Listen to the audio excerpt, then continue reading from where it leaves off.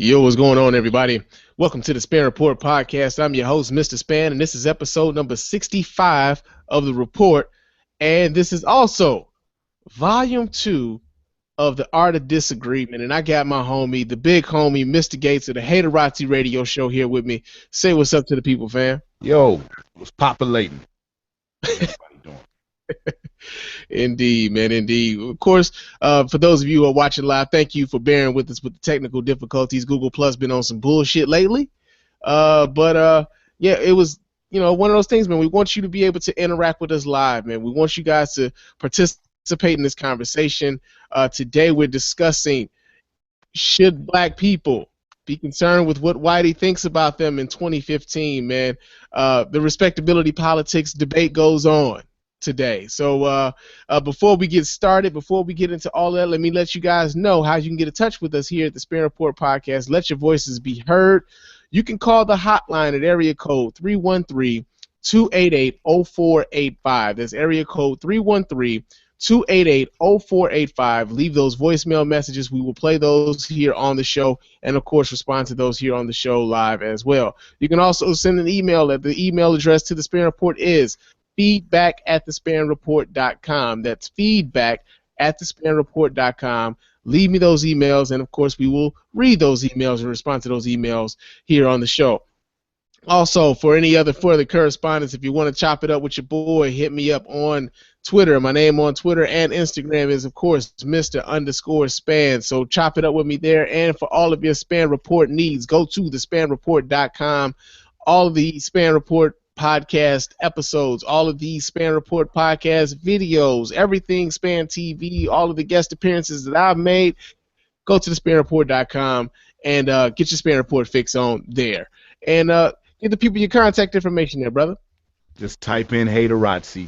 Haterazzi, you can Google it, do whatever, and you're going to find me. And I guess Haterazzi has become a term in the sport of soccer. I guess that's what they call people who don't like a certain team or whatever, Haterazzi. So you just type in Haterazzi on YouTube, go to the iTunes store where the podcasts are, search for Haterazzi, you'll find me there. Or you can always just go to haterazzi.com and catch me there.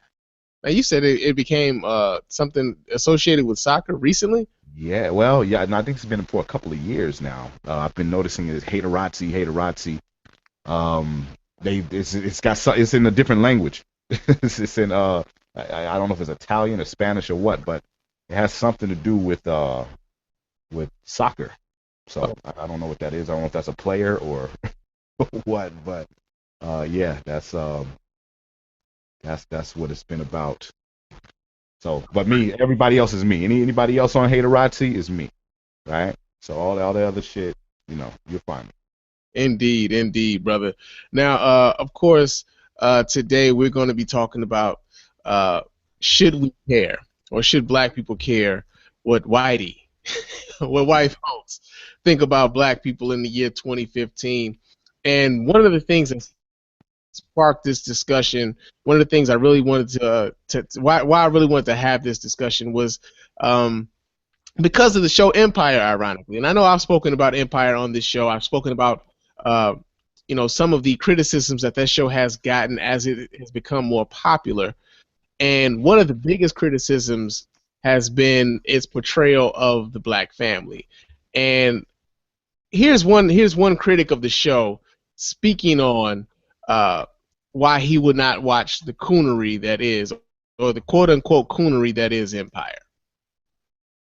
Many projects by Lee Daniels. I did go see Precious, which was about the most depressing movie I've ever seen in my life. I mean, the movie was just like, seriously. I mean, if I'm a white person, I've never seen a black family before, I'm gonna think black people are the most screwed up group of people in the history of the world. All right, that's Dr. Boyce Watkins. I put the doctor in quotes because I don't know where he got his degree from.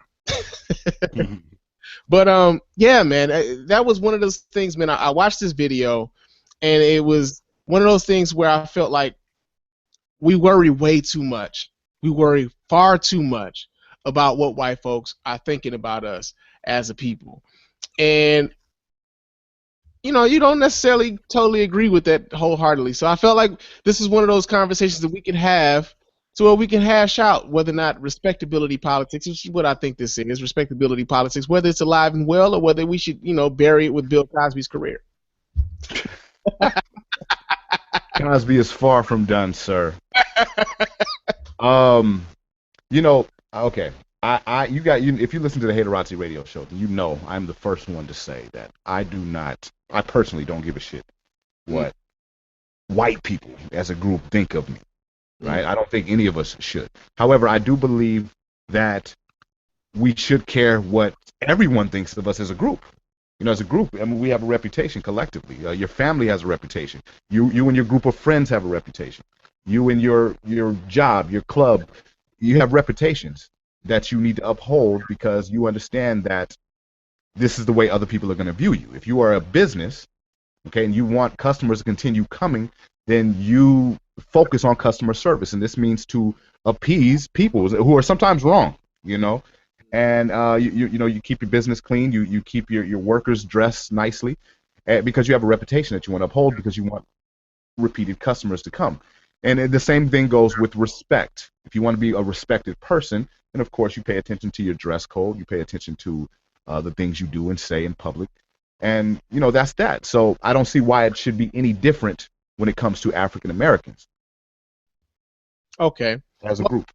And I get that. I mean, when I talk about the respectability politics, especially when it comes to a certain public image or in the way that you carry yourself, of course, we can speak about there being a time and place for everything, right? Uh-huh. There's a way that I conduct myself in my workplace that I wouldn't necessarily, I'll conduct myself in the workplace in a way that I wouldn't necessarily do at home. There's a way that I conduct myself at home that I wouldn't do at the workplace. There's a bit of code switching there.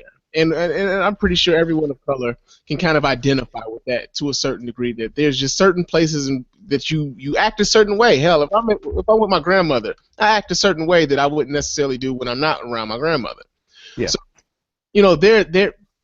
I'm not saying that that there isn't that aspect of it, but when we're talking about respectability politics as a whole, as a group of the entirety of black folk, right? I have this feeling that it's a bit naive for us to believe that if we only acted a certain way, if only we projected ourselves a certain way, then magically white folks are going to start looking at us with a bit of respect, right?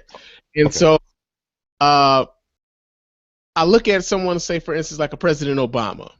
President Obama is he's a man of color. He's an articulate man. He's a well-educated man. He dresses well. He's the leader of the free world.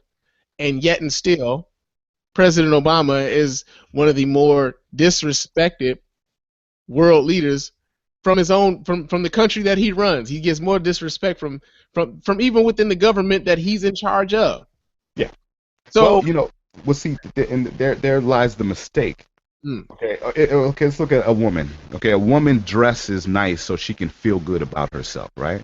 Doesn't mean that when she leaves the house she's looking for a husband or she wants somebody to touch her or anything. She just wants to look nice because she wants to develop a reputation as a beautiful woman. And not just to men, but to everyone, including other women. All right, so just because one asks black people to collectively adhere to a code of ethics doesn't mean it's to appease white people.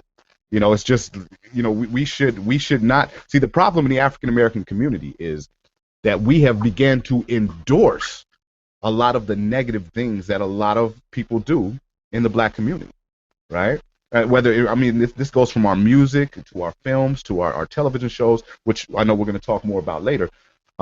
We have embraced this. World Star Hip Hop is ours. We own that. We cannot blame white people for skewing that image of us. That is a black-run, black-owned website, and it is uploaded. It's black kids uploading to that. So some of the most ridiculous behavior, right? And if it's not the behavior, it's the music. So I don't think that just because people like myself ask black people to adhere to a code of ethics that it's so that white people will accept us. Like that's not what it's about. It's about so our children will respect us. So our young black people can look up and say, yo, I want to be like that. I can still be respectable. I can dress nice and still have a good life. I don't have to do this street shit or do this, this cool bad boy shit. So Well, that's what that is. you know what? The thing with that, though, and I don't think we have any disagreement there. I don't think we have any disagreement there. I think if we were to focus more on how we felt about each other, if we were more concerned about how black people look to each other as opposed to how we look to to a white person, to a Mexican person, or whatever, to anyone who is outside of the culture or outside of our culture, if we were more concerned about how we look to each other, then the message would be more palatable to a lot of folks. You know what I mean? If I'm looking at, say, for instance, like the how the word coon has been used so much lately, it's become a popular thing now to try to police other black people into how Agreeing. Yeah, not even so much just agreeing, just adhering to how you feel that black person should conduct themselves, right? So if this black person enjoys a television show, say for instance Empire or Love and Hip Hop or whatever, Preachers of Detroit, that ratchet shit there. But if a person was to look at these shows and they enjoy these shows and they look at it for what they are, it's television, it's entertainment. And then you have another black person who's looking at that and is like, well, you know what? White people are looking at that and they think we all act that way. Yeah. And my line of thinking is, especially in 2015, we live in a time where folks have access to information at the tip of their fingertips, right? Like you can go on your iPhone, you can go on your Android phone, you can go on your BlackBerry, you can go on your tablet, you can go on your computer. I mean, even those who are less fortunate have smartphones. Smartphones are pretty much ubiquitous within the society now. So you have this information at the tip of your fingertips, and I feel as if a person is going to subscribe a complete line of behavior or a complete line of thought to an entire group of people based on watching a television show, that person is irrational. That person is not the most logical motherfucker in the world, and we should disregard their opinion the same way we would disregard the paper we wipe our asses with. Okay. Now, and that's a good point. Okay, but we got to understand something when it comes to our community. Right now, and I want you to peep something. This is a really interesting observation that I made recently. Have you ever noticed that you've never seen a black kid walking around trying to act like a poor white trash person? In fact, you rarely see anyone of any other race trying to act like a poor white trash person except for poor white trash. However, it's not hard to find a white, Latino, even Asian kid walking around trying to act like African American hood wolves. Even down to using the N-word and, acting, like what we see on World Star Hip Hop, right? And the reason for this, I believe, is because we are the only group that takes our damage and we put them up on pedestals. We call them rappers, we call them whatever, but we put them up on pedestals and we tell the rest of the world that this is the coolest thing to be. We uphold this in all of our popular media. Now, and again, like you just said something interesting regarding, just the way people view us, and if they're going to watch a television show and believe that, and they're just stupid. But I mean, we can't deny that a lot of what we put in our movies and what we put in our music is backed up by real viral videos that are on World Star Hip Hop Daily, uploaded for and by us. So it's being reinforced with reality. And this is just true, and this, and if we're honest with ourselves as black people, you can go an entire day, no matter where you live. Well, I guess it depends on where you live. You can go most days without running into another good brother to have a good, intelligent conversation with. However, you'll be hard pressed to go a day without going to the supermarket, without going to the corner store, without running into a hood wolf or a hood rat. They're everywhere. I'm convinced that they're starting to outnumber us as a group, because they have more children willy-nilly. They're not, they don't think about, I don't have enough money to raise this kid yet. I want to get my life together. They just have 4, 5, 6 kids by various gangbangers, and then they turn them loose on society to represent all of us. So. Okay, but even with that, I think um, the sheer fact that there are a lot of people that are disenfranchised to a certain degree, and we both know that there are certain, there are certain. What the hell is that? Somebody on the hotline. Leave that voicemail for me. I got to get in on this. Leave that voicemail for me. Definitely, we will play that when we get to the feedback portion of the show. But damn dog walking around. But no, seriously. In all seriousness, though, when we think about the social economic conditions that put those people in that condition, right? Out of it, I'm not going to necessarily absolve all of that. I can't say that a lot of people didn't choose some of the circumstances that they found themselves in. I'm not going to do, because a lot of there are some who have chosen that, but then there are also those who never really had a real opportunity to rise above the conditions in which they live in. And so when we think about the depictions of say for instance a thug or a baby mama or a rapper or whatever, at the end of the day, to a certain degree, it's a reflection of what is reality to a lot of folks, right? Now, is that the reality for the totality of us? No. Okay, so where are those alternate representations? We have alternate representations in the media, as far as say for instance here in Detroit, news anchors. For instance, you have. Okay. I mean, think about it. I mean, here's a news anchor is someone who you look at, you watch TV every day. This person they're suit and tie, they're professional. They deliver the news in a very, Wait a minute. Let me stop you right there. Okay. I want you to go down to your local high school. I'm gonna go to my local high school. Yeah. And I want you to ask them, like, who's your top black correspondent out there, news-wise? In Detroit? Yeah. The most popular. The most popular one just quit. That was Andre Isom. Okay. I want you to ask the kids, would they rather Andre Isom come to their school to speak, or Lil Wayne, or Rick Ross, or Nicki Minaj? You already know what's up. I'm talking about on those popular platforms, especially the ones that shoot to the brains of our children. Where are the alternate representations in those mediums? They used to be there. When I was a kid, they were there. And anyone who grew up in the 1990s knows, and yourself included, you remember when hip hop. We had the Ghetto Boys and we had NWA, but we also had De La Soul and Public Enemy. There was all kinds of different representations of hip hop, and it was all cool. You just kind of got in where you fit in. We enjoyed all of the music, but we had things to choose from. You know what I'm saying? I believe I became more intelligent from the hip hop I used to listen to, because I was learning about black history in a way that my school district refused to teach me, in a way that my mother didn't know I was being neglected. I learned it from KRS-One. I learned it from Public Enemy. I learned it from X-Clan. And these guys, and me and my friends would get together and trade books, because our rappers, the people we were looking up to, was encouraging this.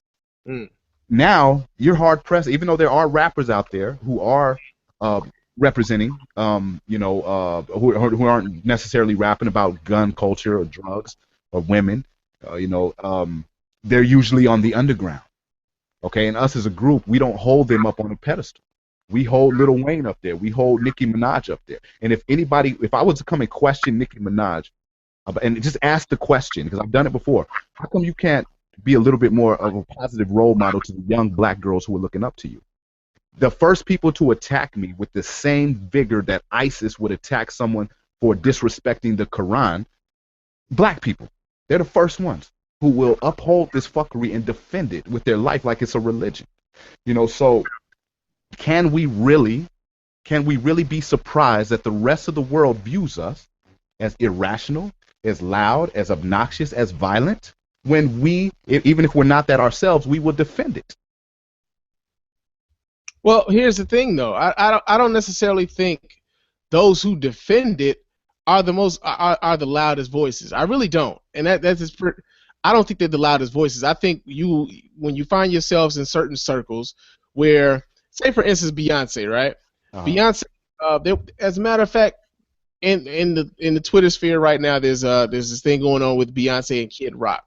You know, Yeah. where Kid Rock was pretty much denigrating Beyonce for being as big as she is. You know, saying that she doesn't have that one song that like kind of transcends the genre. And the only thing she, basically boiling her down to the fact that she has a nice ass and he doesn't understand why she's as popular as she is, right? Okay. Um, and a lot of folks who are fans of Beyonce took up that cause. You know what I mean? They took up that cause. Like, wait a minute, hold up, man. Like, you forget the fact that you do have a biracial daughter, and you went out of your way to say that you prefer skinny white women with big boobs. You know, you forget the fact that Beyonce has actually expressed some sort of feminist ideology beyond her music. You know, that is not so much just her music that makes her as big as she is. It's the symbolism in which she, in what she represents. So, but hold on now. Was what he said? Was it? See, and this is where we need to we need to step outside of this and really look at it. What he said, was it a racist attack? Why does it have to be a race thing? You see, now had he said this exact same thing about Iggy Azalea, the Beehive, and all those same black, especially the black women, would have been like, that's right, that bitch, she shouldn't be getting no awards. They would have jumped right on it because it's a race thing. You know what I'm saying? So, because what he said, was it wrong? It was just his opinion. He had an opinion. Like, I don't understand, because she does not have a little red Corvette. She does not have, a Purple Rain or something like that. That took a lot of, she has writers who write for her. Now, I'm not taking anything away. I don't want the Beehive coming after me. I'm just saying that we have to really look at it. Was this a racially motivated tirade? Because in this case, then what Kanye did to Beck was a racially motivated thing. You dig what I'm saying? So, that's why we got to be careful when we look at these things that happen in the media, and we got to observe the way that they go down. Had Kid Rock said that about Taylor Swift or Iggy Azalea, it wouldn't even be an issue. But because he said it about a prominent, and this is just how the entertainment religious machine works. And you just illustrated my point of how they will come out of the woodworks to defend their deities, their gods and goddesses that they worship above all else. You could probably talk more shit about Jesus on social media and get away with it before you could talk about the Beehive, before you could talk about Rihanna, before you could talk about, you know what I'm saying? So yeah, I get you. Yeah. But here's the thing, though, and I think when it comes to the popularity of someone, say like a Beyonce, and I could even go so far as to say even with the popularity of someone like a Barack Obama, right? Uh-huh. White folks, there's a lot of white people who uphold Beyonce. There's a lot of white people who are responsible for the election of a Barack Obama. Black folks themselves, as a collective, didn't do that. There's a lot of white folks who put in on that. So to just, I don't necessarily think that, like the fact that a lot of the people that came to Beyonce's defense were on it because it was a racial thing. I think a lot of them came to her defense because they felt like it was just some bullshit coming from somebody who was not as popular as Beyonce, and he might have been a little fucking jealous. Mm-hmm. Well, yeah, I agree that his rant. I don't think he was the person who should make that rant. But he's entitled to his opinion. I do believe that when you have a platform, myself and yourself included, we should be a little bit more careful what we say about others who have platforms. Yeah. For the simple fact, especially when it's opinion based. Unless that's what we do. Unless we're a critic, a film critic, or a music critic, art critic, or something, then that's what people expect of us. But if you're an artist, dissing another artist, similar to the way Kanye did to Beck, similar to the way Kid Rock just did to Beyonce, you got to be really careful because, first of all, you alienate, a lot of the fans that you may have shared with that other artist. And then you completely alienate yourself from that other artist's fan base. So, from a business perspective, that wasn't a smart thing to do. But personally, he had every right to do it. Yeah. Now, I want to switch gears just a little bit, and ask you about the concept of respectability politics, whether or not it's seeking the approval of white folks. Yeah. lot of us feel that way. In a certain degree, I feel that way. That a lot of the respectability of, well, if I act a certain way, if I do this, or if I dress like this, then white folks will respect me. How much of that do you think is a part of this whole discussion? I think it would be it's like somebody my man Lavelle Martin just said on Facebook a minute ago that it's a really gray area. You know what I'm saying? It's too broad. You know, because there are, and we've all met them, who seek white approval. They want that pat on the back. It's slavery all over again, right? It's this mentality out there. But then you have those like myself who are about empowerment. You know, I'm about getting shit done. You know, and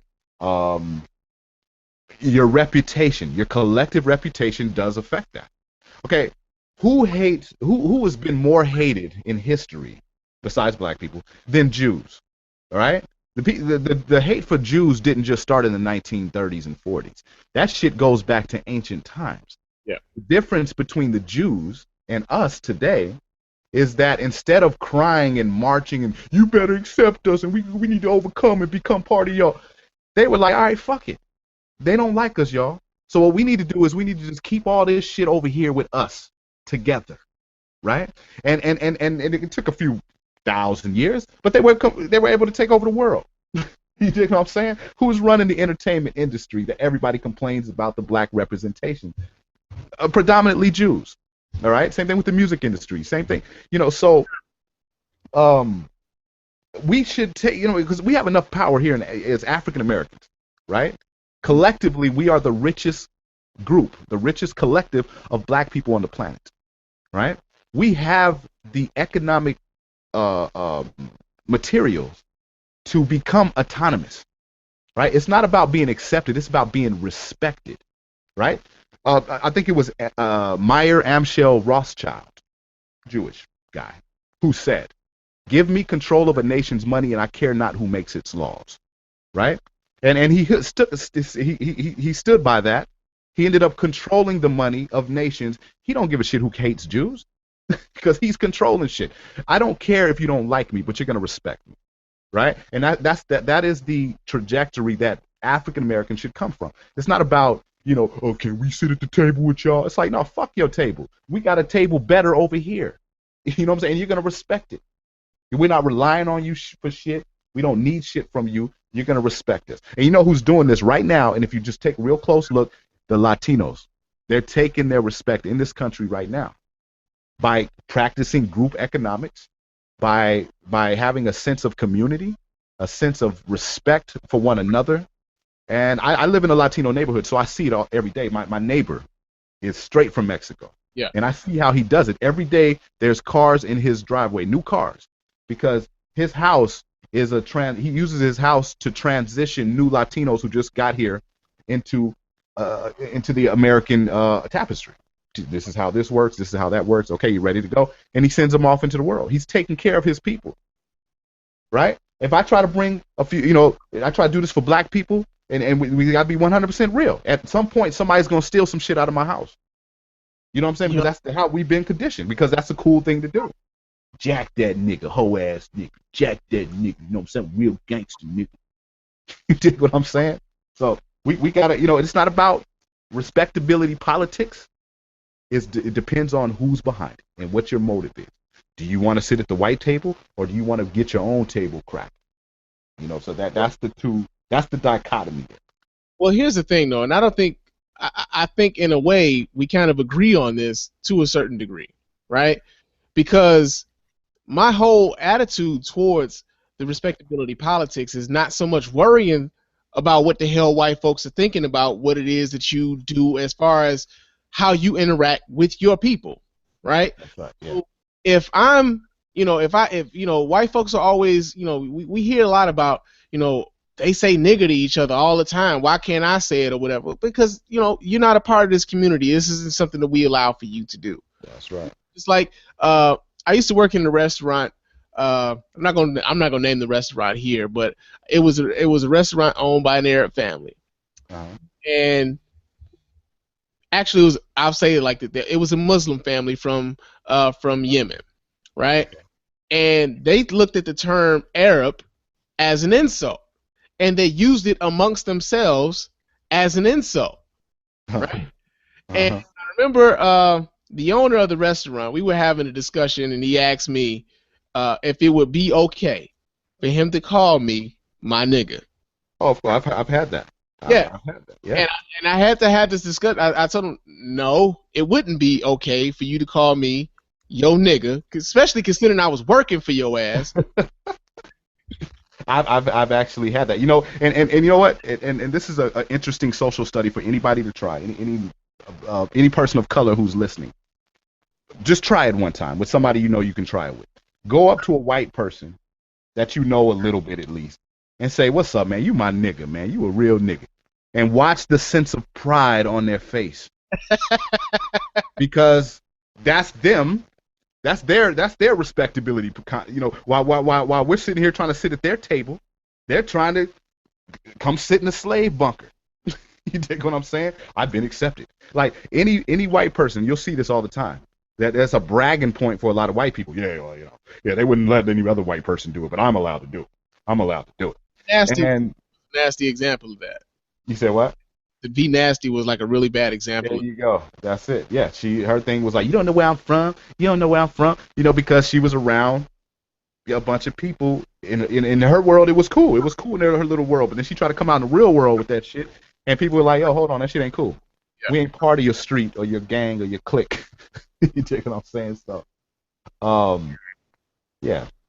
Yeah, but I think that the larger point that I've been trying to make, you know, because I've been getting into debates about this for the last few weeks, was the pop culture depiction of black people, and whether or not that pop culture depiction, whether or not you know, those depictions should, I don't know, how can I articulate this? The pop culture depictions of us, should I be ashamed of them to a certain degree, right? So like when we look at again, and we just as an example, we're talking about the show Empire. Empire has been breaking records as far as like television viewers are concerned.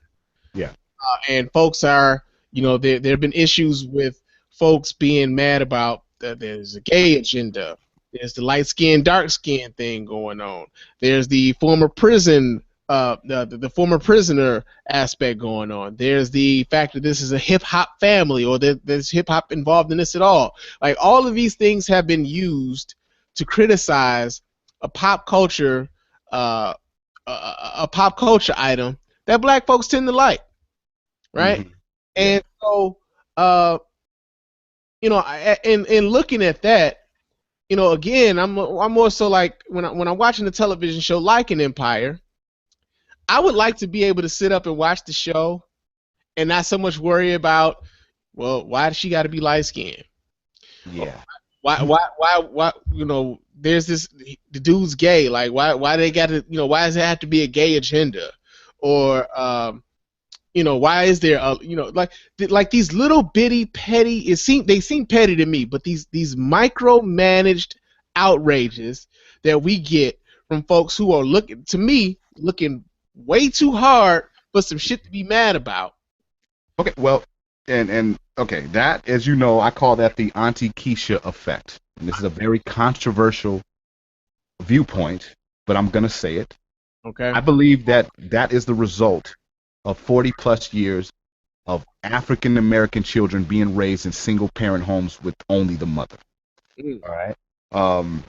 As men, you know, and then this is I have a big issue. I had a big issue, as you know, I had a big issue with a lot of the protests that took place due to the Mike Brown thing. I talked about it on my show. It wasn't popular. People were pissed off, but everything I said came to pass. Nobody's marching for Mike Brown anymore. And I told you it wasn't going to happen. You guys are going to do this shit for 2 weeks. As soon as the new Jordans come out or Nicki Minaj show her booty, y'all going to forget about it, because that's where your religion is in pop culture and entertainment. You know, so I believe that all of this complaining is due to an effeminization of our. If you took the collective of black people in America, and I know this is controversial, but you just have to deal with it. All right? If you took the collective consciousness of African Americans if we were all to connect like Voltron, we would turn into a big ass Auntie Keisha, right? We turn into a people, just like women who love compliments, who need compliments. However, you can't, no criticism. You can't say one bad thing. I Yeah. don't really like that. Oh, what you mean you don't like that? No, no, no. You know, and that's how we are. I mean, look how black people reacted when Selma did not win Best Picture of the Year. I saw Selma. Selma it was a great film. The guy who played Martin did a great job. Coretta Scott King, she looked just like her. All of that, but it was a boring ass movie, and it was a story that has been told again, and we already know that story. It wasn't nothing new. Yeah. You know what I'm saying? But show me a Nat Turner film. Show me a piece of black history that only I know about and most black people don't. Don't show me the same shit and then expect just because we're black and just because you guys been doing this for so long, you know, it's another cry. It's another, you know, we want to be like y'all. We want, you know, same thing with the Grammys. Macklemore wins the Grammy. What? He wasn't black. Really? I remember when black rappers didn't give a shit about the Grammys. You know, when shit was real. That's when I was a kid. That's when they were preaching knowledge. They knew that there was nothing behind that Grammy. You dig what I'm saying? So what you're seeing a collective of effeminate men who have nothing better to do than to cry and complain. They ain't doing now. Boyce Watkins, he ain't making films to counter Empire, right? He just wants to complain about Empire. It's like, well, nigga, how about you make something? How about you make something to counter it, right? If they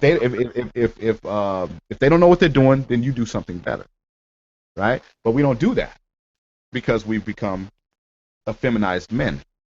Well, and I think to a certain degree, there's this thought process that any depiction of black people has to be a positive one in popular culture. Yeah. So when there is a movie like a 12 Years a Slave, and I remember, you know, there was a lot of folks like, man, why they ain't making no movies about us being kings and queens? Man, I'm tired of the slave movies and shit. It was like, well, wait a minute, man, make up your mind. Because for a long time, motherfuckers was talking about they're not showing up. They're not showing us enough. They're not showing any of our history to show what really fucking happened, right? Mm-hmm. So then you had a lot of folks that were talking about, well, they don't give a fuck what's going on in the hood, man. Then you had a glut of fucking hood movies. You had Menace to Society, Boys in the Hood, Juice, South Central, Drive. Like you had all these hood movies, and now all of a sudden, motherfuckers is mad, like, oh, those are stereotypical hood movies, man. They showing us as thugs and shit like that. It's like, okay, then you had Bill Cosby. Bill Cosby had the quintessential middle class, upper middle class, successful black family with the kids who didn't do shit but go to school and do well in school, occasionally fuck up, and he had some fatherly advice for all of his kids. Then he had another show where he was showing black kids in college doing things, and we looked at all of that shit and said it was fucking unrealistic. Yeah. So when I started seeing folks complain about our depictions in pop culture and how it goes across to those who aren't black, right? Mm-hmm. But when I see people complain about this, and then I say, well, okay, you had this and this was unrealistic. You had this and you said this was too much of one thing, and you had this and you're saying, well, we tired of seeing that. It's like, what the fuck do you want? Yeah, but like I said, that again comes from a complaining ass culture. People who don't want to do what it takes to make change. They just want to march. They want to picket. They want to cry. Oh, we're gonna have a protest. And these protests are always led by women. I don't know if you noticed that. Like all these Mike Brown protests were led by women, and men were just following along. And women. I'm not a misogynist, nothing. I'm not saying that you can't organize nothing. I'm just saying that you know, us as men, we're supposed to be taking control of our community. We're the protectors. That's just what it is. We're always physically, the strongest man is going to be stronger than the strongest woman. So we are the protectors, right? When we cease being that, because everybody wants to, well, I don't need no man. Then as a community, we start, if men became men and started policing their communities, then those evil white cops wouldn't have to come into your community. You dig what I'm saying? So again, when it comes down to the respectability politics or what white people think, we can say that, well, I don't care what white people think, and we could just keep allowing just pretending like these images on these shows and in the music is not affecting us, because that ain't me, right?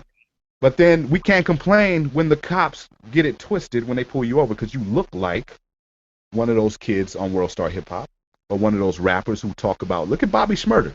Bobby Shmurda had the hottest song of the summer. The hottest line in the song was Mitch caught a body about a week ago. They just arrested all of those boys, and one of them boys was named Mitch. you dig what I'm saying? Like, it's just entertainment. It's just no, it's not.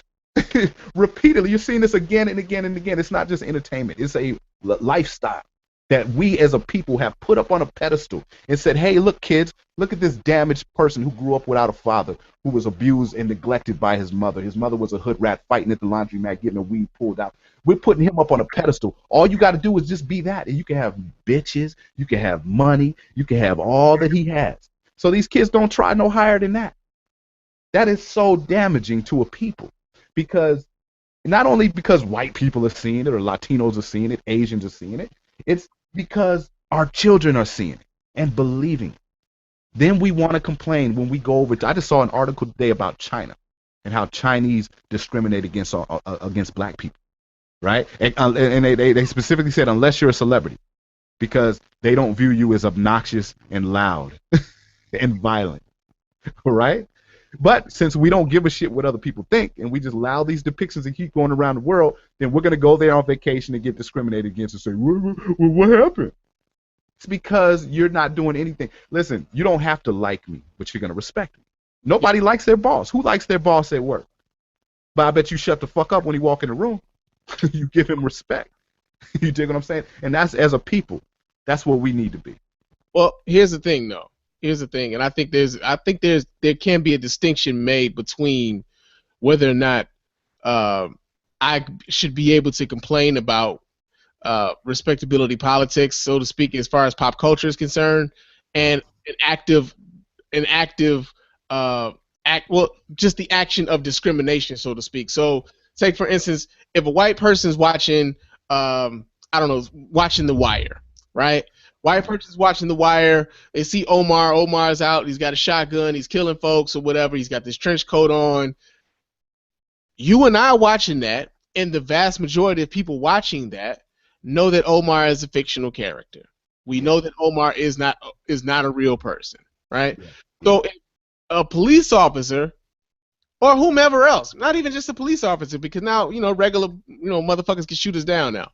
But if someone else says, well, he kind of looked like that Omar character, off that television show. Like, everybody in the motherfucking world should give that person the epic side eye and beat the fuck out of him, because, like, you do know that Omar wasn't real, you know. So the fact that you came up and decided that you were going to accost this person, shoot this person, or ascribe any aspersions, or just describe this person or basically put some criminality to this person that you don't know, who just happens to look like a fictional character on a television drama, then you need your ass. All right, hold on now. Let me paint you into a corner really quick, sir. All right, and forgive me for playing dirty like this. Okay. You made a post a few days ago. Okay. Right? Complete with pictures. There were footprints outside of your residence. Indeed. Now, I just want you to be honest here. In your mind's eye, because we do that when we know somebody's been snooping around, we in our mind's eye we make a description. Tell me what this person looked like, sir, in your mind's eye. Honestly, come on. I'm gonna be completely honest with you because of where I live. Okay. No. Okay. I don't know. That's the thing, because of where I live. Now, had it been where my old neighborhood was, then I could have told you, like, yeah, I know what that motherfucker looked like. But because of where I live right now, it's like it could have been any motherfucking body. Okay. And that's the thing. Like, when I saw those footsteps, I wasn't necessarily thinking about what he looked like. I'm more so concerned about he better not bring his ass back over here again. That's right. Yeah, but still, it's I had a similar situation recently where hold on. Sorry, so my phone was ringing. I had a similar situation recently where a guy was stalking my girl. Okay. And he didn't know I was in the house, until I opened the door on him. And he's, okay, I was wondering if I could charge my phone. Man, I was ready to kill this motherfucker. I'm like, really? It's 7 o'clock in the morning. You came to my house to ask if you could charge your phone at 7 o'clock in the morning? Because he thought she was here by herself. Yeah. You know what I'm saying? So I understand. But see, in my neighborhood, I live in a Latino neighborhood. So it was a Latino dude. You know what I'm saying? But we have to listen. Okay, something just happened in Vegas a couple of weeks ago. There was a car full of kids, 15, 16 years old, who went on the other side of town, like on the the kind of upper crust side of town, and just started kicking people's doors in. Kicking the door. They raped the woman, put guns to her children's head, all in front of the kids and everything. Right? Steal little stupid shit like Xboxes and money and jewelry. Mm-hmm. Then they go across town and do it again. This time they're caught. Right? These are black kids. These are black kids. Now, had the cops pulled these kids over before they did anything, it would have been they messing with these kids because they black, they racist, right? Yeah. But because the cops didn't fuck with these kids, because no one viewed them as suspicious, this is what happens. Okay, and make no mistake, when kids do, and it's not most kids who are driving in cars are not doing anything, but when kids like this do shit like that, it makes the block hot for the other black kids, for my nephews, for my son, for his friends who are driving through trying to get somewhere, and now the cops are on high alert because they just had another group of black kids who really did shit. You dig what I'm saying? So we have to be realistic because there's a difference between me and you watching Empire, right? And our children, because we're here for our children, and then this whole generation that's out there now that grew up without fathers and who grew up with, especially those who grew up with hood rat mothers, right? They have no guidance. Their brains are just shit, right? And anything that goes in there, most of what goes in there is the stuff that they see in the neighborhoods. Their mother's a hood rat, so there's nowhere else she could live but a raggedy-ass neighborhood. And then they see that shit enforced in music and rewarded in music, and they see something like Empire, right? And they think like, oh, that could happen to me. That's some real shit. There's no man there to say, hey, listen, man, that's entertainment, dude, all right? What you need to do is you need to get a job, figure out what your passions in life are, and go for that. You know what I'm saying? Just because you're black doesn't mean you have to be a rapper or a gangster or a dope dealer. You know what I'm saying? Or that you have to uphold this false black male ego, and get yourself killed or put in prison. You know what I'm saying? So these shows, and I just say that because this is it's damaging, not just to our image to white people, but to a lot of our children of themselves, right? And because their image of themselves is damaged, they go out and do damaging things, and then the cops get involved, the white people get involved, and it affects us as a whole. This is what we've become known for worldwide, only because we endorse it. Now, am I saying that every show has to be the Cosby Show? No. But at least at the time the Cosby Show was on, you had Miami Vice, which showed black gangsters and shit like that. But then you also had the Cosby Show, right? I don't watch enough TV now to know which positive depictions are on of our people right now. But I do know that it does not outweigh the negative depictions, right? I watched that Preachers show, Preachers of L.A. I just watched one episode. That's not a positive depiction of anybody. It's not. It's not at all, right? Now you've already tainted the music, the image of music. Now you're tainting the image of religion. These are two things that black people have always needed, their music and their religion. And now both of them are jokes because of what we allow and endorse.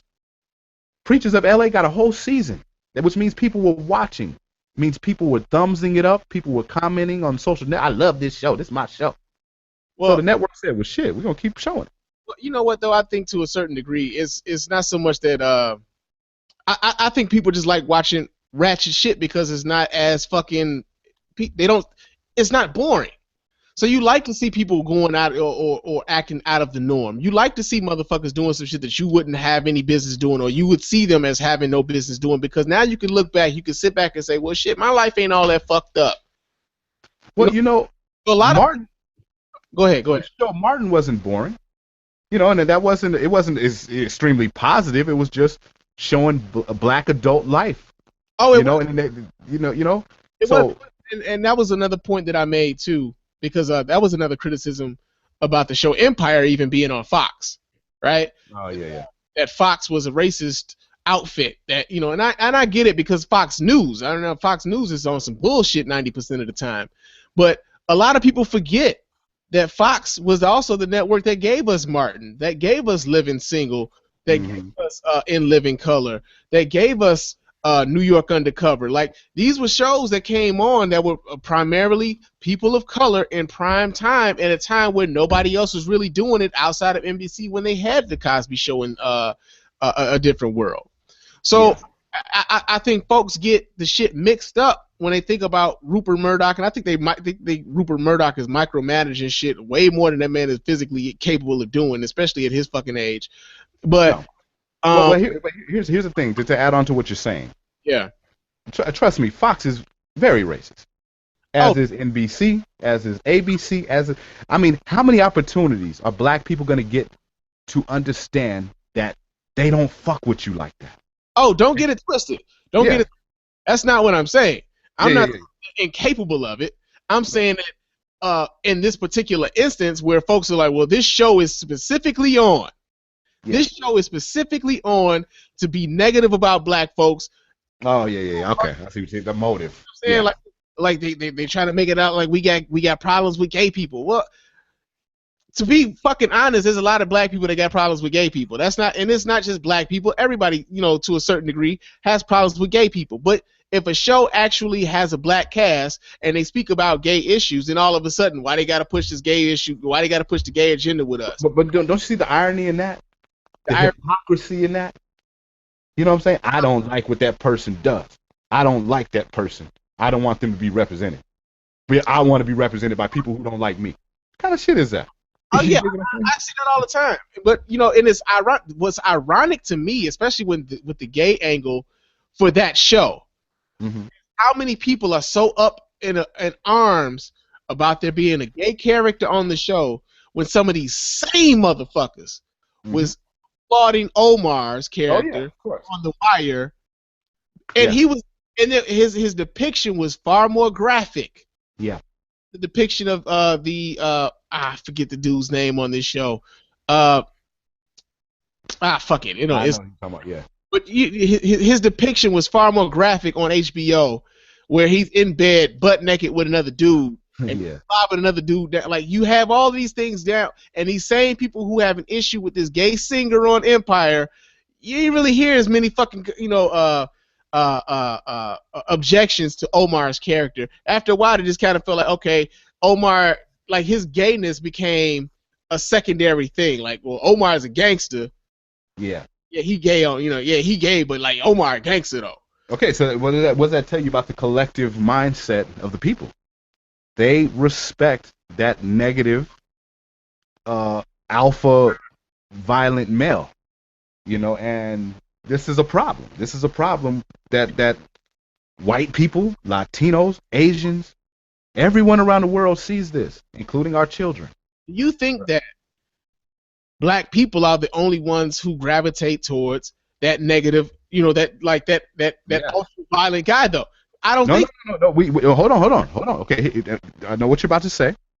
We are the only ones who uphold it. There, you name another group of people whose popular music talks about slapping bitches, talks about I let him hit it because he sold cocaine. Name a white group. Show me a Latino group. Show me any group of people who disrespect their women, who disrespect their own lives as much as we do. Popular music, which is the easiest way to get to the youth.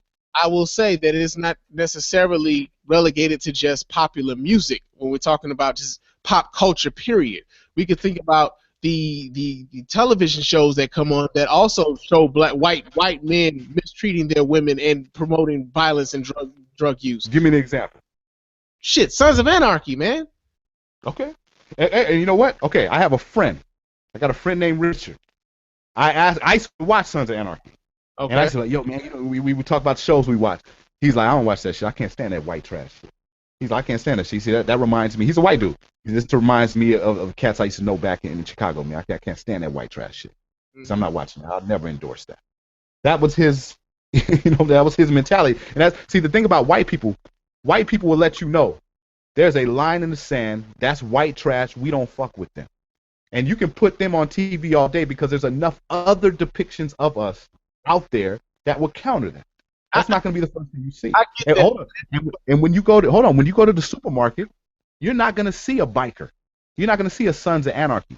If I go to the supermarket, I guarantee right now I'm going to see some old purple wig wearing, loudmouth, rude, starting a fight with me on aisle 11 because she wants the last bag of chicken fingers or whatever. I go through this every time. That's why I don't even go to the store on the first. Well, I got to deal with these project cats down the street. here's the thing, though, because I do Yeah. see white Sons of Anarchy shit all the time. You see what I'm saying? Because, Really? like, yeah, there's a lot of guys Yeah. like where I'm at right now. Like, I live in the burbs, so like, there's a lot of that around here where they're fans of the show. Again, black people wasn't like the only people that were watching Sons of Anarchy. I think a lot of black people were a little irritated with their depiction in that show, Sons of Anarchy. Oh, of course. So like, As was I a few times. yeah, but even though, like, even when you would have someone say that, I don't watch that white trash shit. Somebody white was watching that shit. The same way that you have black people who would say that they won't watch Empire. There are black people that like watching Empire. So it's again the whole swath of trying to I think the generalizations a lot of times are problematic when we think about the depictions of any group of people and whether or not folks accept those depictions or not. And I think for a lot of I get it. I get it to a certain degree when it comes to black depictions in popular culture where there aren't as many opportunities. Trust and believe I get it. But at the same time, I think we have to understand that every depiction of us isn't going to be a flattering one. And I think for a lot of folks, man, when they start talking about the shows that are on TV, or they start making these criticisms of black portrayals on TV, they wanted to be pristine. They wanted like black folks to come off like nothing's fucking wrong. Like black people can do no wrong, and that's not realistic. It's just simply not realistic. You're and right. and that's where I'm at with it. So when it comes to whether or not, say for instance, I watch a show like Scandal, or whether I watch How to Get Away with Murder, or whether or not I watch Empire, or any other show that have black people in prominent roles, I would like to be able to watch that show the same way a white person watches a Nashville or Melrose Place or Beverly Hills 90210, and they watch all of the bullshit and drama that goes along with those shows and just say, you know what, that's a really fucked up story that I like watching. As opposed to me policing my blackness. My blackness has now become questioned because this is a television show that I like to watch. Hey, I agree, dude. Listen, I like you. I like to be entertained. But again, you and I are from different eras. We're cut from different cloth. We can watch the worst of a black depiction and understand that is an actor playing a role. Yeah. And that's not who he is when they say cut. But we are talking about a generation. We're talking about a generation of kids who are, okay, because again, popular music is always the way to get to the youth, right? When we were kids, when we were growing up, there was diversity, right? R&B, for example, made women feel good. It was about, I love you, I want to marry you, I want to spend the rest of my life with you, right? Yeah. So no matter what kind of gangster shit that we listened to when we was with our homeboys, when we went to go pick that young lady up or make that little mixtape, it had DeBarge, it had Boys to Men, it had Jodeci on it, right? Yeah. Now, what's a mixtape to a girl today gonna sound like? These hoes ain't loyal. Bend that ass over. You know what I'm saying? Like this is and these are our people, right? These are our people doing it. We're doing this to ourselves right now. We're giving R&B away. Our hottest artist who could have picked up the baton from Michael Jackson was Chris Brown. Talented, he could dance, he had it all. But what does he want to do? He want to throw up gang signs. He want to throw parties where niggas get shot. You know what I'm saying? He's catering to that to that crowd. This is our new Michael Jackson. This is our new Prince. This is black R&B music. However, you got Robin Thicke, You got Justin Timberlake, who won the award and everybody got mad. You got Justin Bieber. I don't even know what he's about to do. They're still making traditional R&B music about making women feel good. Except for that blurred line shit. I don't know what that was about. But for the most part, that's what they're doing. And in 20 years, black people are going to sit around and not even recognize R&B. It's going to be a white thing. Just like they don't recognize rock and roll. I try to get my kids to listen to rock. Why you listen to this white people music? I'm like, this is black music. What are you talking about? That's Jimi Hendrix right there. You know what I'm saying? Well, it sounds like white people music. Because they don't know no better, because enough time has passed and black people have abandoned the art of rock and roll for long enough to the point where white people now believe, a lot of them believe, that they created this and this is their music. We're doing the same thing to R&B. We're going to do the same thing to hip-hop. And pretty soon, we're just going to be, we're not going to have any power. Because right now, our major export is entertainment. And there's nothing wrong with that. We don't have oil. We don't have gold. We might as well have, acting or comedy or singing or rapping or whatever, and build our empires off of that and empower our children. But what good is that if we're damaging the tapestry of our people while we do it? To the point where if I want to get up and go move right now, I want to go move to another country, and I get there, people are going to be afraid and be like, oh, it's one of them. It's like you watch National Geographics and you see the way hyenas act, therefore you will never fuck with a hyena when you see one. That's exactly what they think when the only depiction they have of you is what they see, what they hear, and what we upload. Mm-hmm. You know what I'm saying? Our reputations precede us. We have to be very careful of that. Well, in this discussion, just keeping it strictly here to this country, because most of this, the respectability that I'm speaking about, really revolves around how we're looked at here, right?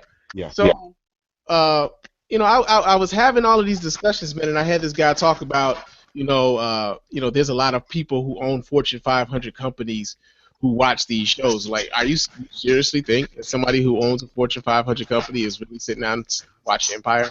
But at the same time, it's like, even if that Fortune 500 company executive, CEO, owner, or whatever decided that he had made a observation of an entire group of people based on what he saw on the news, what he saw in popular culture depictions, and if I'm standing in front of this person right now, and he sees my credentials, and he sees what I'm able to produce, like, if he uses the fact that there's a show like Empire, and if there's somebody on the news who, robbed an old lady and like raped her and like, set her on fire, because shit like that does happen, unfortunately.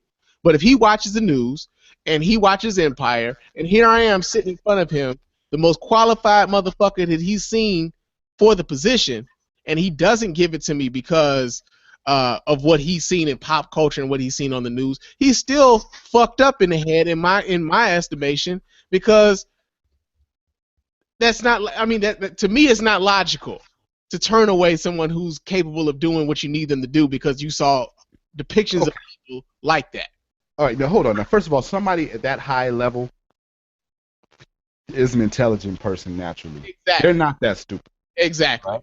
Now, the person who would be confused by what they see, right? You're talking about most people. We're talking about cops. We're talking about shop owners. We're talking about lower level people, right? Which is where most of us are. Whether we're in the workforce, whether we're just living like day to day. When you get to those levels where you're dealing with a Fortune 500 company person, if he does not hire you, given your skills, it's not due to fear that you're going to shoot up the building or that you might, bring your gangster pals around. It's going to be out of jealousy. It's going to be out of insecurity that you don't get that. You dig what I'm saying? So, one thing I noticed from just working in the entertainment industry and being around people with money, white, black, whatever, is that, and trust me, I've worked with a lot of white people who I know are racist. Old school motherfuckers. I know this motherfucker's racist. I know this motherfucker doesn't want me to live in his neighborhood, but he respects me for what I do. And that's all I give a shit about. I don't care if you don't like me. I have no intentions on coming to your house. I have no intentions of marrying your daughter. I don't care if you don't like me, but you're going to respect me, and we're going to get money together. That's the way it works. Think of how many people Jay-Z deals with day to day that don't like black people otherwise. But when he walk in the room, they bow their motherfucking heads. You know, us as black people, we've been given so many opportunities to turn shit upside down, and we've never taken it. All right? We were showed how we were viewed by the NBA. The entire NBA. We had a chance to shut that shit down by simply turning off the TV. Turning off the TV, right? Which would have compelled the black players to really turn up their protests other than just turning their jerseys inside out. They wouldn't have played. And they don't want to get sued, and they got contracts. Listen, man, the NBA, those white people that own that shit, they're not stupid. They're not gonna kick all these people off the league because they didn't play. If enough of them do it, they're gonna say, okay, listen, history's gonna look at this. This is a historic event. We have to do what's right. And they might not like us, but they're gonna respect it, right? We have enough power in this country as black people. Our own league. All black players leave the NBA and come over to this new black league, which is naturally more exciting, which is going to be, nobody's going to watch the NBA if ain't no black people on it. Right. You know what I'm saying? We had the power to do that. But what did we do? Well, the Lakers didn't say it, so I'm still going to watch them. And then a few months later, we get another opportunity. When the emails got leaked. I think who was it from? It was from 20th Century Fox or somebody. The emails got leaked where they was talking shit about Obama. They was talking about Kevin Hart. They were talking shit about black people. Hollywood was letting you know, we don't fuck with you like that, right? So what did we do? Oh, that ain't right. That ain't right. I know about to go to movie though because this director didn't have nothing to do with it. We go give them our money again. You know what I'm saying? When there's plenty of black filmmakers on YouTube right now, right? My niece is one of them, right? Who's who could really use your support. Who making black film? I'm talking about all black, right? They got some negative depictions. They got some positive depictions. They got some animation. They got all that. But they're relegated to YouTube. They're relegated to lower level, production because they don't have the money or the backing. You know what I'm saying? So we are given several opportunities to turn this country upside down and let them know, listen, we're not putting up with this shit.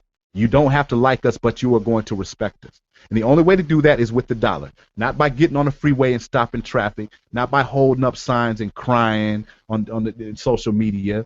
You know what I'm saying? It's by the dollar. That's one thing that the entire world understands. It's as universal as music.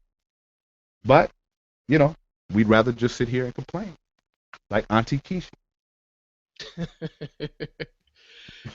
And I think a lot of it too, man, is simply the insecurity of a lot of folks, man. When you're not necessarily sure of who you are and where you come from. I mean, my attitude of not necessarily caring what white folks think of black people is because I know how great of people black people are. Yeah. So I'm not so much concerned with some ignorant white dude having a negative opinion about me and my people because he doesn't know a whole hell of a lot about me and my people. He may know what he's been told as far as pop culture is concerned, is or not even so much pop culture, media as far as news. When you're constantly bombarded with the image of a black man being a criminal in real life. Not so much. I wouldn't necessarily say with the pop culture as far as the music and the movies, only because I feel like, again, these are fictional characterizations, right? But at the end of the day, what I'm looking at is the fact that I know my people are great people. I know who I am. If this person has a negative opinion about black people based on pop culture or based on what television shows he's watched or based on anything, I really hold that person's opinion really fucking low. I don't necessarily concern them in anything, quite honestly. But that's not going to stop kids from getting lumped up by cops. It's not going to stop. See, here's the thing. In order for us to overcome, right? Yeah. in order to make conditions better, then there needs to be jobs, right? And it's much easier to supply jobs to young black people if more black people own businesses, right? In the community. Okay. Um, but as long as we're teaching our youth, remember, this is our next generation. As long as we're allowing Rick Ross to be a deity in our child's life, Nicki Minaj especially, because our women is based on the integrity of its woman, the collective integrity of its, right? That's just an old, see that I don't understand. You know, we got all these twerkers and all these, ass shots. Just go through Facebook and how many women got their asses pointed at the camera first. You know what I'm saying? But yet want to be respected for her brain. You dig what I'm saying? And as long as we allow this fuckery, allow our young people to be seduced by this fuckery, then when they grow up, they're not going to have the tools to open those businesses to help their community. They're not going to have those tools. Like right now, like there needs to be more black cops. We need black cops on the force. We need black politicians. We need people in positions of power who are going to look out for their people. That's what other groups have. That's how they put themselves in power, right? Like the Latinos are taking over the school districts in Las Vegas, at least, or here on the West Coast, all in LA, right? So the second language program gets way more benefits than any other program now because they put themselves in positions of power. People get mad at them for that, but I can't get mad at them for that. I can't get mad at Jews for looking out for their own. I can't get mad at white people for looking out for their own, right? But and their thing, like you just said, I don't give a shit people think about. But see, you're happed on tight. You know what I'm saying? Like, you have your screws. Your daughter's going to be all right? But there's more of them than there are of me and you. So, yes, we're going to be okay. Our kids are going to be okay, but they're outnumbered. We're outnumbered by hood rats and hood wolves who don't know this. You know what I'm saying? So, even if we're not trying to better ourselves collectively for white people, Whitey, we can at least do it for our children. Yeah. Right? Let them know it's okay to be a cop. It's okay to be a politician. It's okay to be a business owner. Everybody, come on. Like, well, school. The thing for me, though, and I think what's important for even us as a people, really, is our education, right? So I'm able to have a really high fucking opinion of myself and my people because I was taught early on who my people were. You know what I mean? Yeah. So when I'm around, some of the younger cats, man, and I'm not with my daughter's mother anymore, but a lot of her younger cousins and stuff, I still talk to them every now and again, and they ask me certain things, and I talk to them, and it's always a conversation about them bettering themselves. Like right now, one of her cousins is trying to be a football player. He wants to go to college to play football. Okay. Yeah. But his test scores aren't the greatest, so he may have to walk on. He's like, well, I don't know, man. I don't know. It's like, well, first of all, in order for you to play this football, you got to get this shit here together. And before, you have to hold this here up just as high as you hold up this football shit. This education part is what's going to sustain you after the football shit is even over with. So I think for us, it's the thing of the education of, okay, this is who you are, this is where you come from, this is where you are destined to be if you put in the work.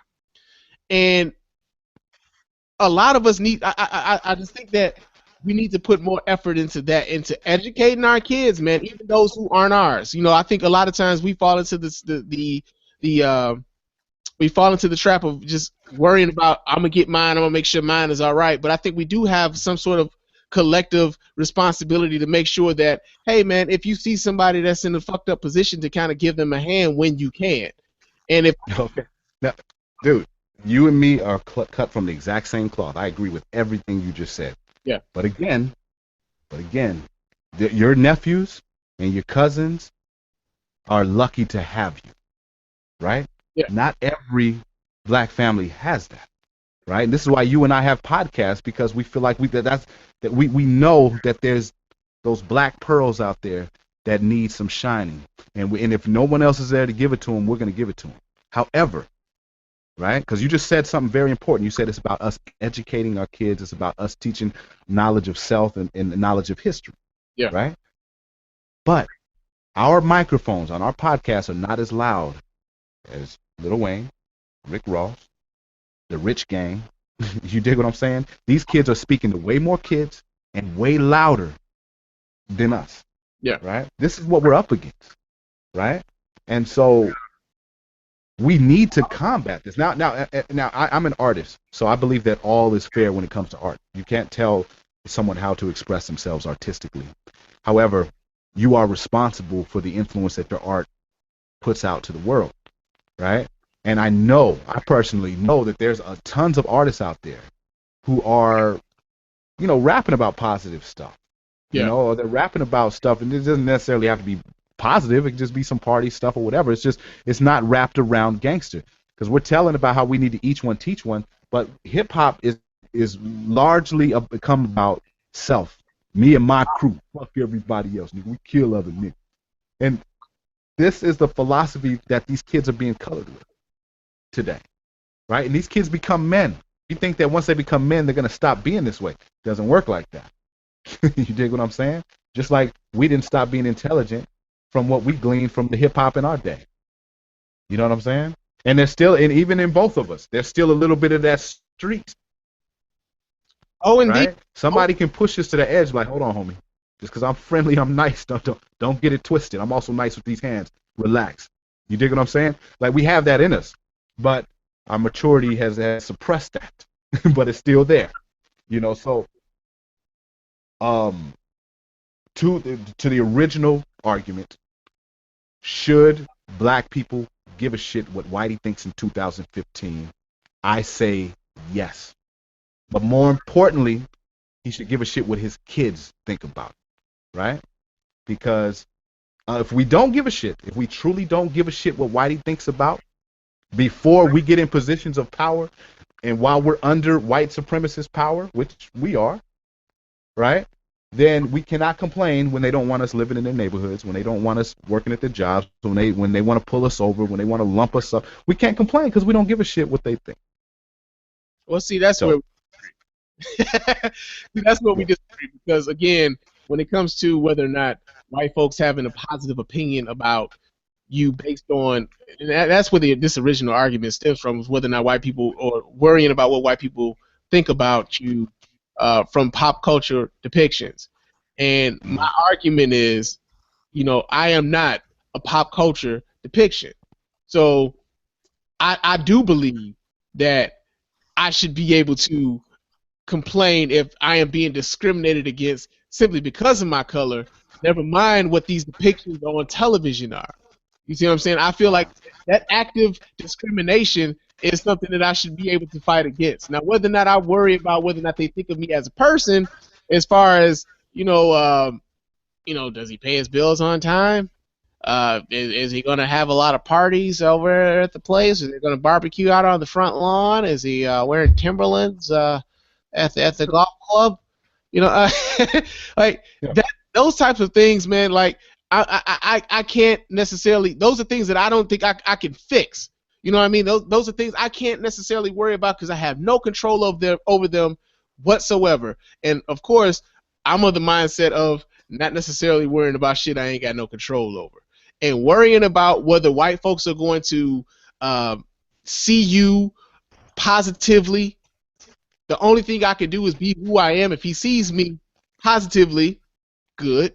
If he doesn't see me positively, me being who I am, then fuck him, because I'm a good guy. You know what I'm saying? Yeah, no, this is true.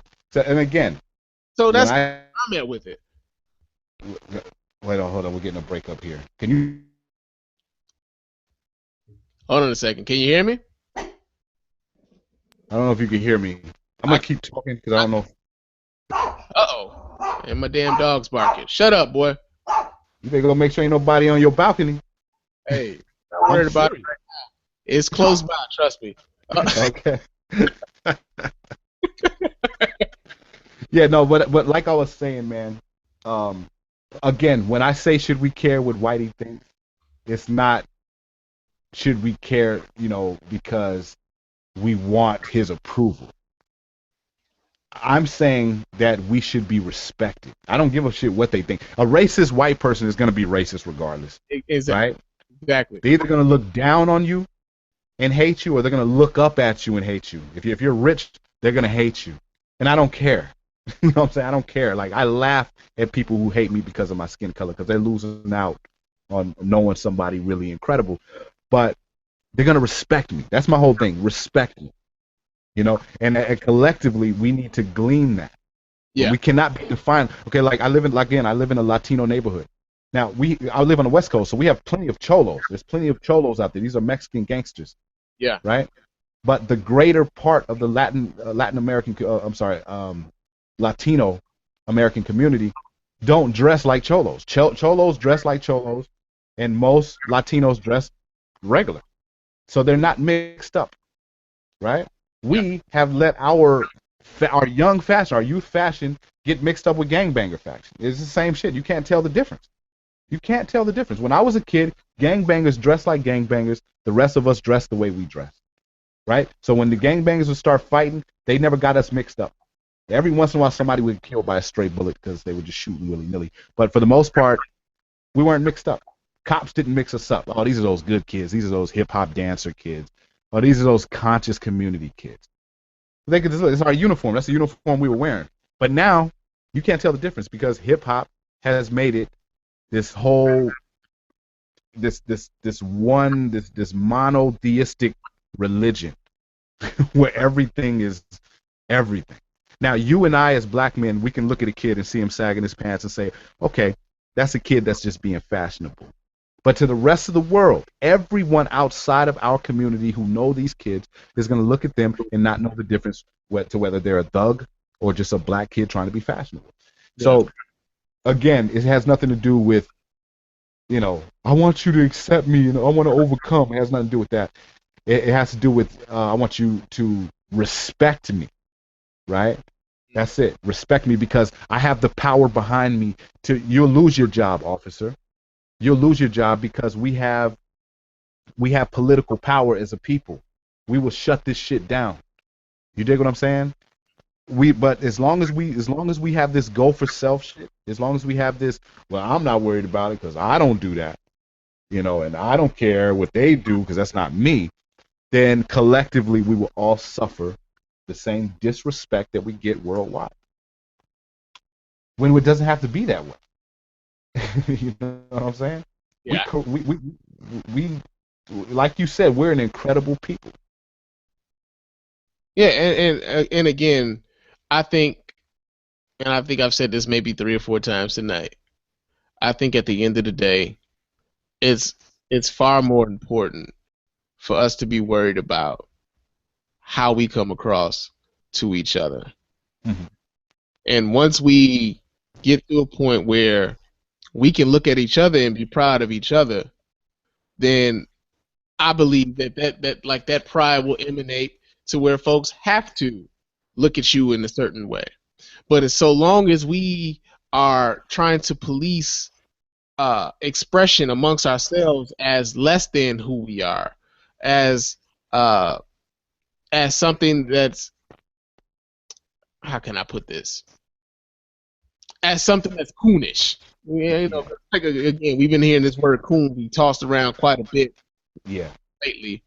But when we get to a point where we can actually respect each other, be proud of the people, and be proud of who we are as a people, to where you're not so much concerned with whether or not white folks are looking at the group as a whole and be like, well, if only I acted this way, then all of a sudden white folks are going to look at me differently. And I think that's where we mess up, in that we think that there's this magic serum with white people, and I think that's where the rejection of the respectability politics comes in. Is that, like, what, we've been doing all of these things that they say that should be respectable. We've seen examples of educated men. We've seen examples of powerful men. We've seen accomplished men and women. It's not sisters and women. We've seen countless examples of this, and yet and still they find a reason to subjugate us, to to view us as second class or less than. So the rejection of that is like, you know what? No matter what it is that I do, you're going to find something wrong with it.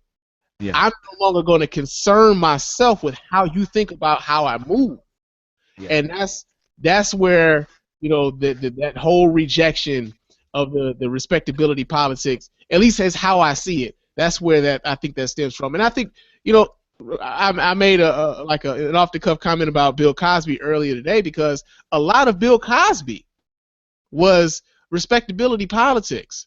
He was one of those people, man, like, even with the pound cake speech, but even before the pound cake speech, the Cosby Show was showing black people, upper middle class, successful, with well-behaved kids and everything else.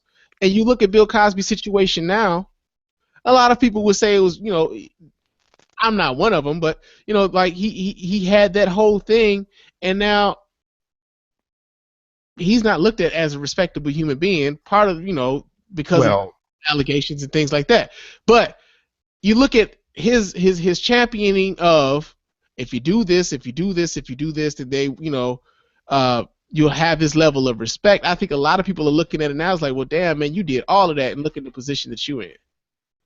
Well, yeah, and that, but that again, that falls at the feet of black people. We could have stopped that shit, because if somebody, like I said, it's not a secret that Martin Luther King was engaged in infidelity with women on the road. He used his celebrity, and he even said it. He had a high attraction to light-skinned women, light white women. Right? Not white women, but just very light-skinned women. Yeah. Right? Now, this is one of those things that a lot of black people like to sweep. I was really surprised they even put that in Selma. They kind of brushed by it, but it's still, it's a true fact. And I remember when I first started saying it, people were like, "Oh man, get the fuck out of here, man! That shit didn't happen." Yes, it did. It did. It happened. Like, this guy, that's what he did. And what made it more egregious is he was a preacher. He was a pastor.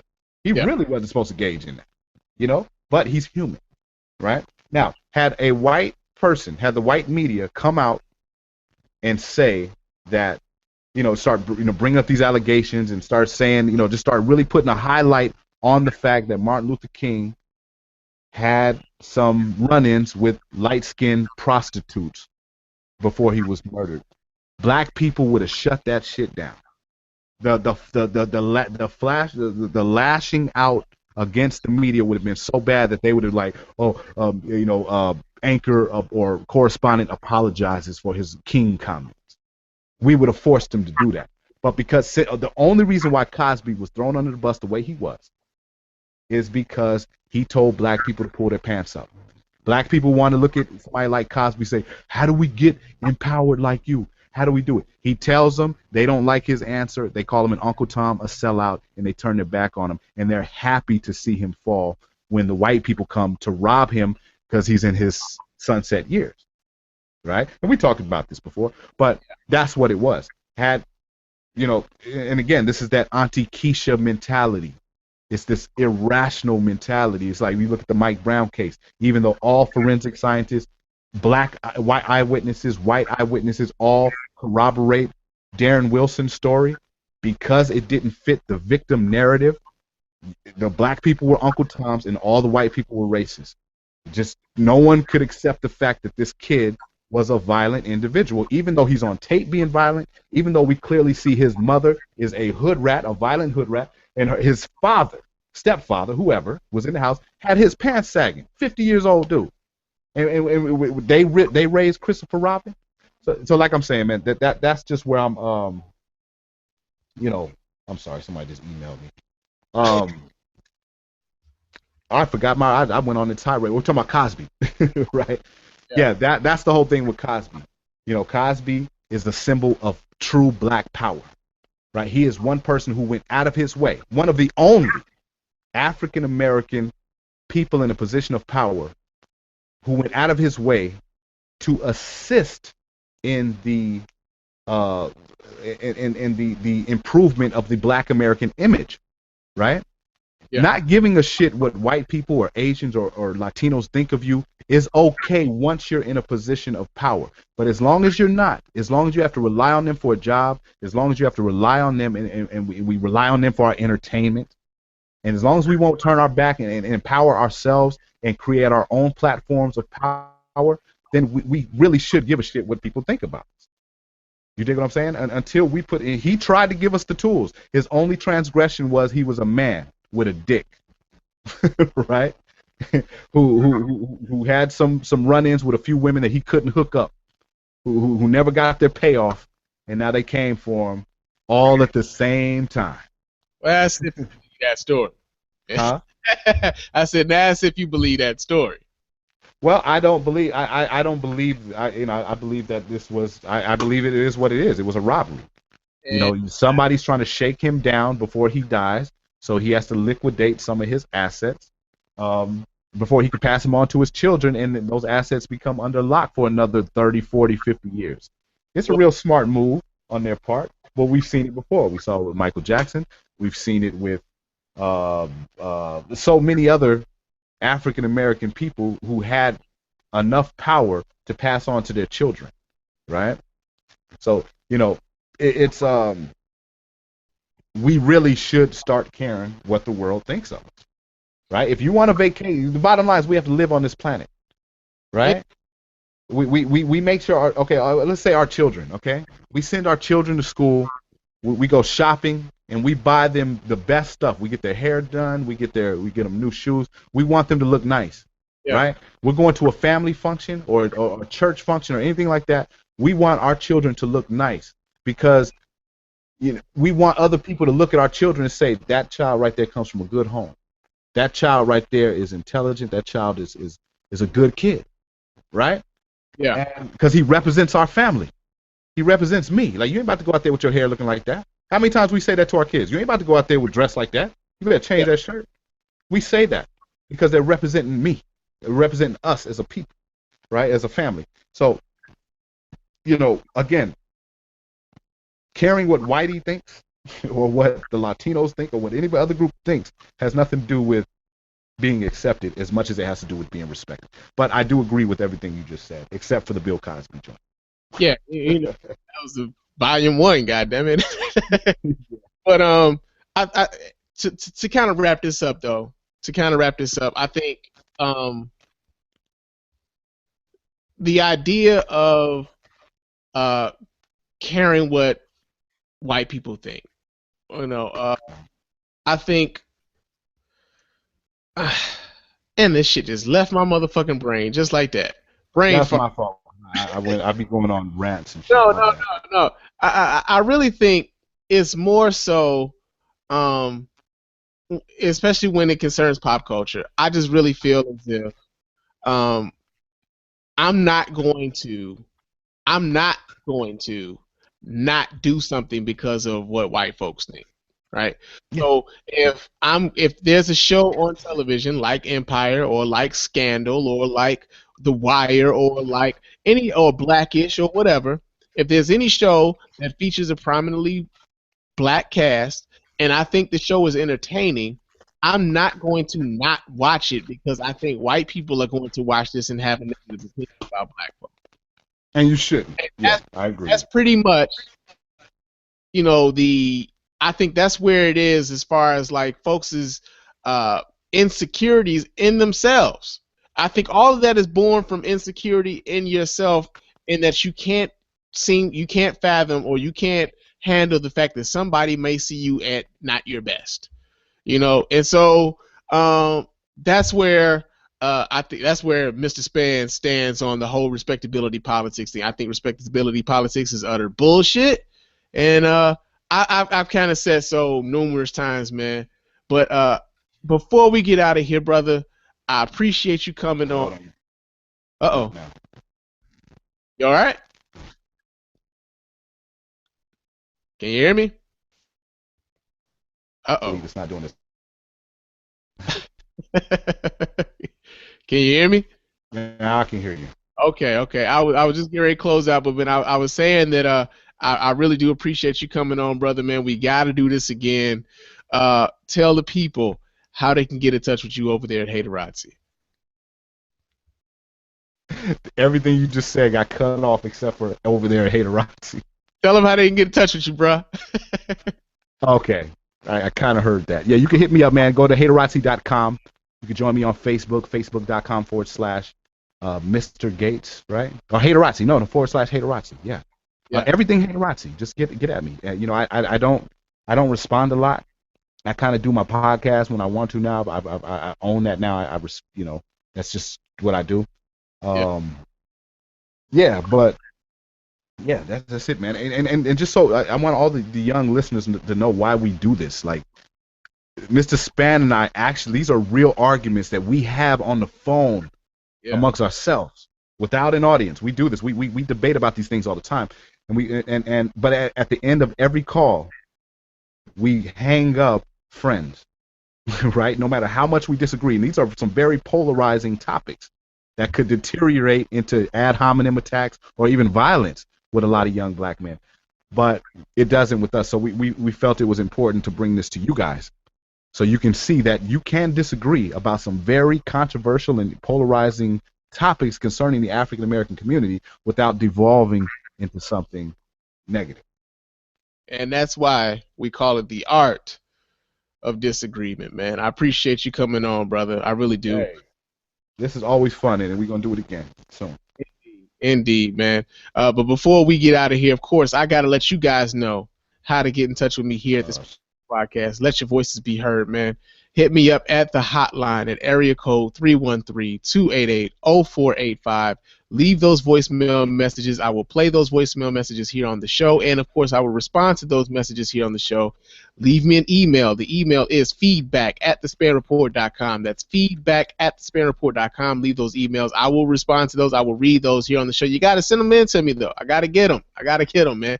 And, of course, if you want to chop it up with your man, hit me up at Twitter. My name on Twitter and Instagram is, of course, Mr._Spann. Hit me up there. We can chop it up. And for all of your Spann Report needs, go to thespannreport.com. All of the podcast, all of the guest appearances, and everything else Spann Report related, go to thespannreport.com and get your fix there, man. I appreciate Mr. Gates of Haterazzi for joining me here on the Art of Disagreement, the Spann Report, episode 65, and I'll talk to you guys again later. Peace. Peace.